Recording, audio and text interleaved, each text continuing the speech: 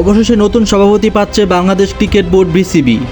একই সাথে আসতেছে বিসিবিতে পরিচালনা পরিষদে ব্যাপক পরিবর্তন। বিসিবির নতুন সভাপতি পদে জমা পড়েছে 3টি নাম, যার মধ্য থেকে একজনকে বেছে নিয়েছে যুব ও ক্রীড়া মন্ত্রণালয়ের উপদেষ্টা আসিফ মাহমুদ। আওয়ামী লীগ সরকার পদত্যাগের পরেই পালিয়েছেন সাবেক ক্রীড়ামন্ত্রী নাজমুল হাসান পাপন। পাপন সভাপতির পদ ছাড়তে রাজি হয়েছেন।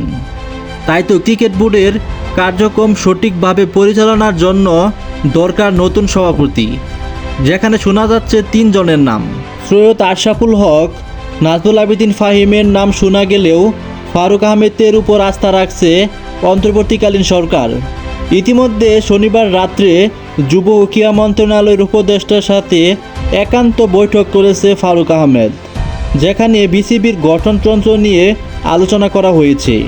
এই বৈঠকে মূলত ফারুকের বিসিবি সভাপতি হওয়ার বিষয়টি চূড়ান্ত হয়েছে বলে বিসিবির একটি সূত্র জানিয়েছে।